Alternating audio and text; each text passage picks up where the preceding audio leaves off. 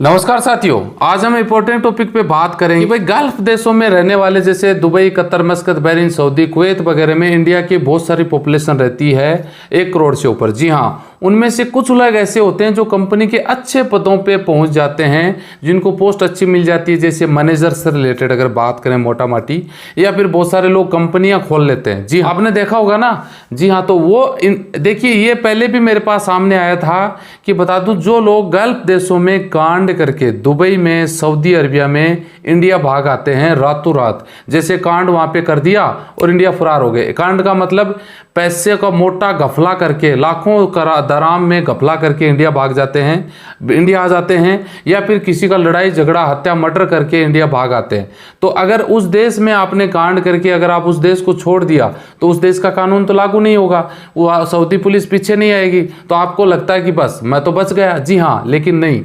यहाँ पे एक न्यूज़ बता दूं कि सऊदी सरकार और ये सरकार ने विदेश मंत्रालय के माध्यम से 16 लोग इंडियन लोगों के खिलाफ में मुकदमा दर्ज करने की रिक्वेस्ट सीबीआई के साथ में की है, इंडियन सीबीआई के साथ में, कि ये 16 महाराज हैं जो लोग हमारे देशों में कांड कर करके आपके देश में वापस आ चुके हैं। और वो सीबीआई, इंडियन सीबीआई जांच इसकी क्यों करेगी, इसका क्या रीजन है? देखिए, रीजन सबसे बड़ा है यूएई के साथ में दिसंबर 2012 में इंडिया के साथ में संधि प्रत्यारोपण समझौता हुआ था। जी हां, और सऊदी सरकार के साथ में बता दूं, मार्च 2010 में संधि प्रत्यारोपण समझौता हुआ था मनमोहन सिंह कांग्रेस की सरकार में। संधि प्रत्यारोपण समझौता है क्या, ये आपको जान लेने की जरूरत है।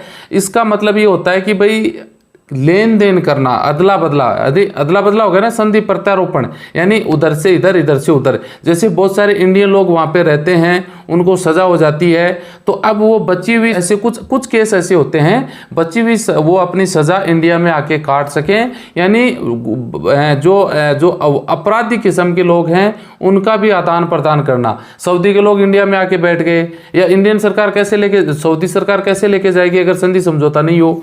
या फिर जो लोग दुबई में, सऊदी में कांड करके इंडिया आ गए, वो तो इंडियन है, लेकिन वो अगर संधि प्रत्यारोपण समझौता है तो वहां पे उनके खिलाफ में मुकदमा दर्ज हुआ तो वो सरकार रिक्वेस्ट करके इंडियन सरकार उनको सौंप सकती है वहां पे। जी हाँ, जैसे एग्जाम्पल के तौर पे ब्रिटेन देख लो, ब्रिटेन इंडिया की संधि प्रत्यारोपण समझौता है। आज तक इंडिया में मात्र 65 लोग हैं जो विदेशों से इंडिया लाए गए हैं। जी हाँ, और अभी भी बहुत सारे लोग पेंडिंग हैं जो अभी तक नहीं आ पा रहे। 16 लोगों में अगर बात करें तो एक तो केरला का है रजनीश दास। जी हाँ, कंपनी में अच्छी पोस्ट पे मैनेजर के पद पे था, 15 लाख दराम का घोटाला किया, एल्यूमिनियम से रिलेटेड वहां पे स्क्रैप था, उसको उस बंदे ने बेच दिया, 15 लाख का घोटाला करके रातों रात फरार होके इंडिया आ गया। सीबीआई ने उनके खिलाफ में इंडिया में जांच शुरू कर दी है। वीए का सरकार का जो बता दूं विदेश मंत्रालय है, उन्होंने इंडियन सीबीआई को ये रिक्वेस्ट भेजी है उसके बिहाफ पे। जी हाँ, एक बंदा बता दूं, कर्नाटक निवासी शौकत अली के खिलाफ में सीबीआई ने जांच पड़ताल शुरू कर दी है।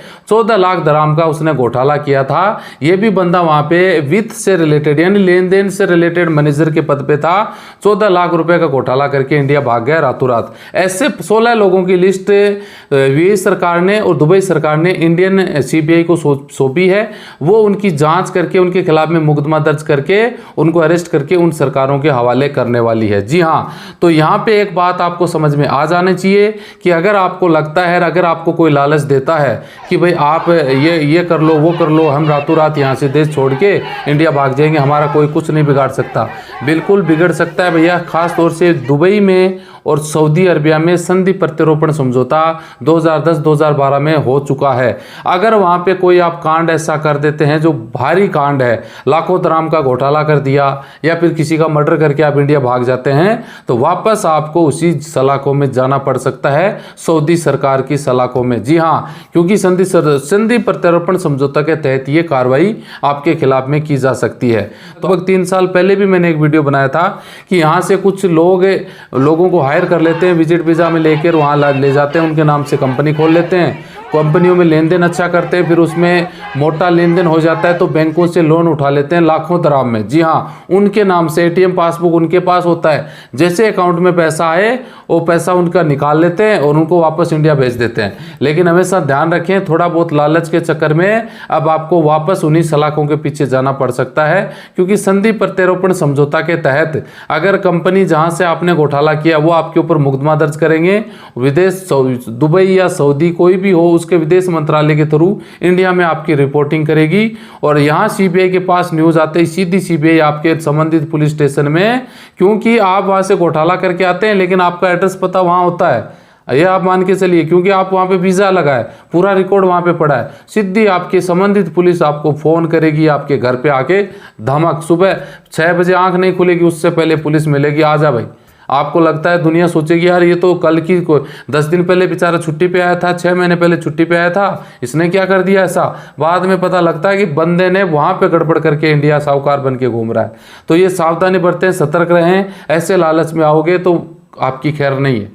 समझ गए होंगे मेरी बात को। वीडियो अच्छा लगे तो लाइक शेयर करिएगा। मिलते हैं नेक्स्ट वीडियो में अच्छी जानकारी के साथ। जय हिंद।